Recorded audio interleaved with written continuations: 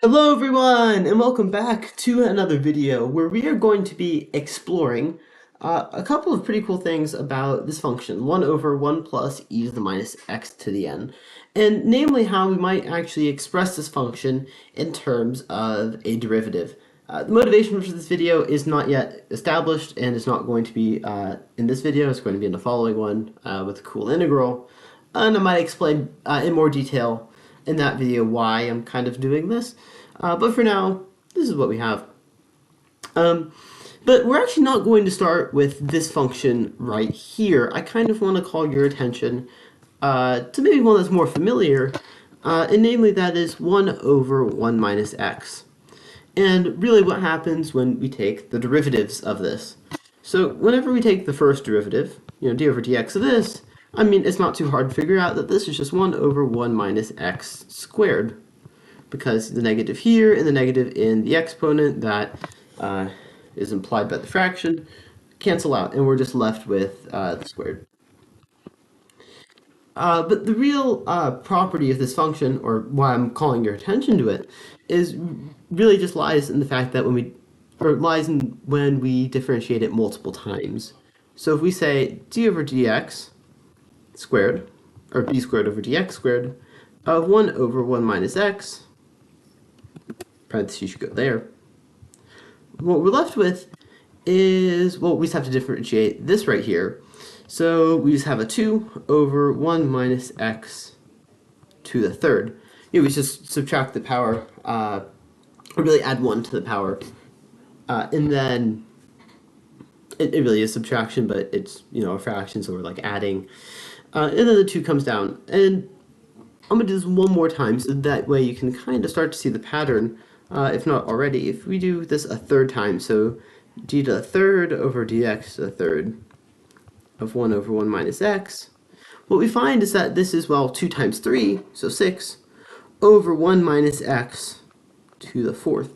And the pattern here is starting to make itself quite evident, namely that the nth derivative of this function right here, so dn over dx to the n of 1 over 1 minus x, is just equal to n factorial over 1 minus x to the n plus 1.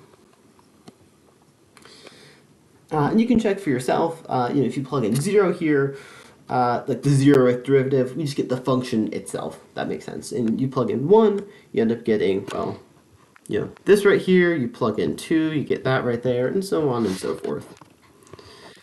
But the real reason I'm calling your attention to this function is that it has a very similar structure to what we wanted to investigate originally, namely that it has like a 1 over and then 1 minus something, and then all to the power of n plus 1. And that's essentially what we have here as well. So one way we could actually, not necessarily define, but express this function right here might actually be in terms of some sort of nth derivative, where this n is simply whichever power of exponent we want in the denominator. So to do that, we're going to consider not exactly this function, but one that's very similar. And we're drawing a little bit from, well, I say a little bit, a lot from Feynman's technique from this. So instead of considering this function, I want to consider a very similar one, say 1 over 1 plus t e to the minus x. And just for clarification, it doesn't really matter for this video whether or not that's an e to the x or an e to the minus x. But the reason it is an e to the minus x is because we eventually, in the integral video, want to express this as an infinite series. And just having e to the minus x is a whole lot easier for, just convergence things.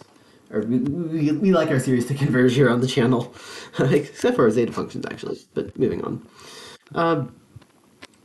But say we have this function right here. I'm going to do something very similar to what we did on the left. I'm just going to differentiate it a bunch, kind of in accordance to Feynman's technique, sort of.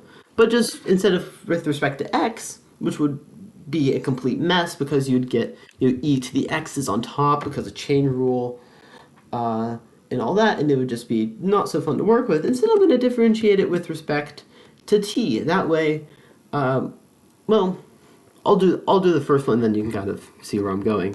So what we end up having is negative, because that is all raised to negative 1 power, and that is a plus right there. Negative e to the minus x by chain rule. Starting with chain rule first, which I guess is a little bit weird, but I mean, it doesn't really matter, does it?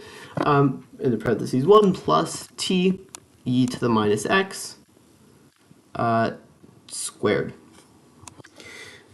And one thing that you'll notice here is that if we want to differentiate this, say, again, right? So, d over dt, I'm about not put that in terms of a second derivative, but of a derivative of the first derivative, actually, so that way you can kind of see this, of e to the minus x over 1 plus t e to the minus x squared.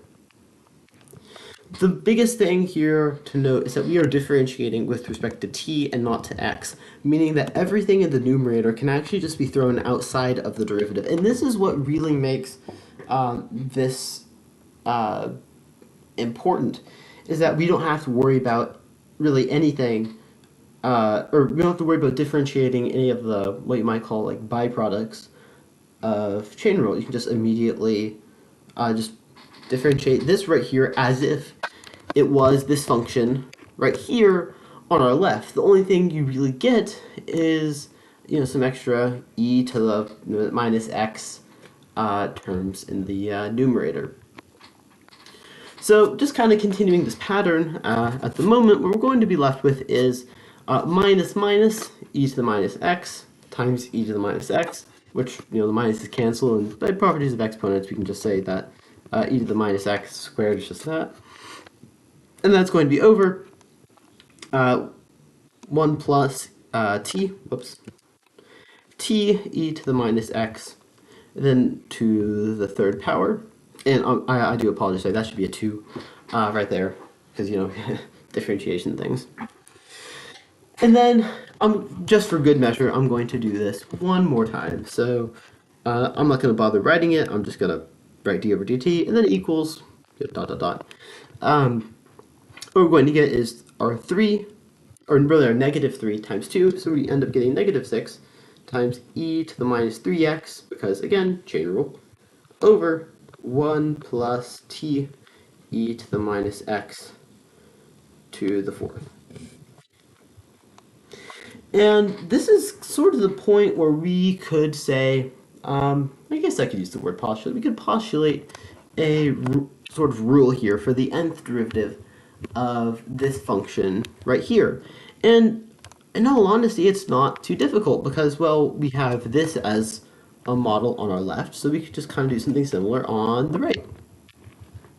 So what you might notice is that right here we are differentiating 1 time, here we're differentiating 2 times, and here we're differentiating 3 times, just for reference.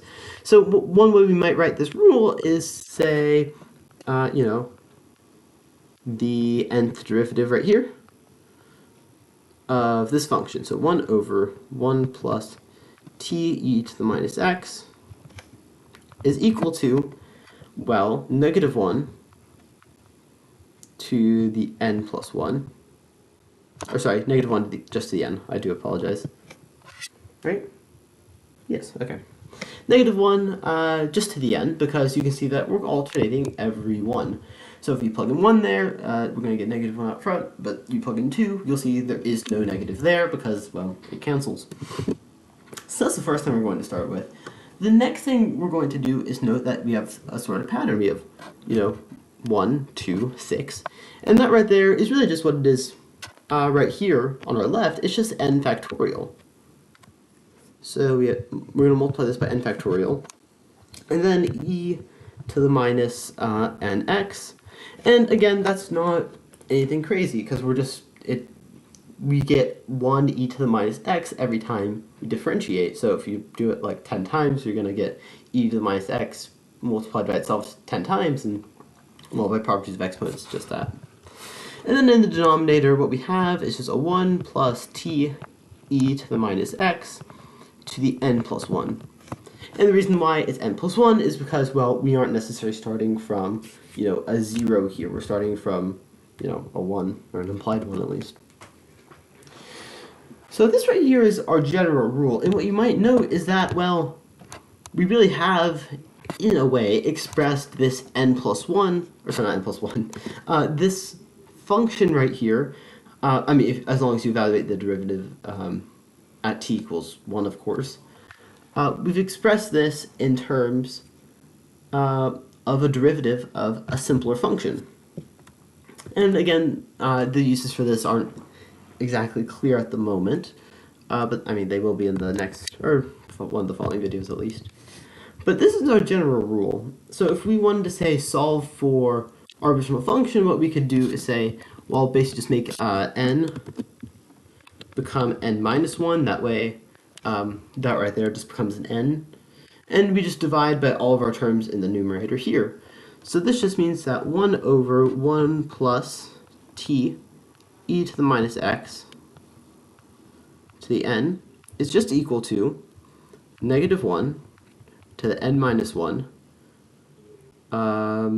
e to the minus x, or e to the minus, sorry, e to the nx, pardon me, over gamma of n, and then times the nth derivative, or n minus 1th, that's a mouthful, derivative of 1 over 1 plus t e to the minus x, right here. And that right there is just one way to express our function right here. And again, this really might not seem helpful, but I swear it is. And as such, I did say we were going to do some induction right here, so we can go ahead and do that, I suppose. You'll note that we kind of have already proved the case for 0. I mean, we kind of built this from the ground up. So, like, I mean, just plug in 0 into the general rule, you'll end up getting, 1 times 1 times 1 over, our original function, or our original denominator at least. So I'll leave that to you to prove. But we can actually do the next induction bit. So let's just move it over here. I'll just part in pink, I suppose. But what we have then is, all we have to do is take the, you'd actually click the right button. You just gotta take d over dt of negative 1 to the n factorial e to the minus nx over 1 plus t e to the minus x n plus 1. I'm just proving this rule on the left right here. And whenever we differentiate this, I mean, it's really not that bad because we only have one t. So I'm just going to throw all of our quote-unquote constants outside of the derivative. So our negative 1 to the n times n factorial times e to the minus nx out here. And then that way we can just focus on this bit right here. And what we're left with is an n plus 1, or really a minus n plus 1, over 1 plus t e to the minus x. And then we have an e to the minus x on top, to the n plus 2. And what we can do here is just simplify this quite a bit. Throw basically this negative 1 onto this right here, leaving us with negative 1 to the n plus 1. And then n factorial times n plus 1 is, nearly by definition, n plus 1 factorial itself. And then by properties of exponents, we have e to the minus n, x minus x, but we can just factor out a minus x, leaving us with minus n plus 1 x right there. I believe so. That should be right. Yeah, okay. That is. And then that's going to be over our function 1, or not function, our denominator right here, which is 1 plus t e to the minus x, and then to the n plus 2. And as you would expect, and also hope, that is the exact same thing. That's the exact same thing you would expect to get if you just took this formula right here and made n plus 1 in n, or you added 1 to n, so you made every n plus 1, every n in n plus 1. So yeah, we've sort of proved that by induction. I'm taking discrete math at the moment, so hopefully the induction proofs will be actual more induction-y instead of just me kind of hoping it's right. But anyway, there's a sort of proof for you right there. Not super formal, but hopefully gets the point across. Anyway, I hope you all enjoyed this video and enjoyed this kind of cool result right here. And I'm very excited to use this in the next video, or a future one at least. And yeah, thank you all for watching.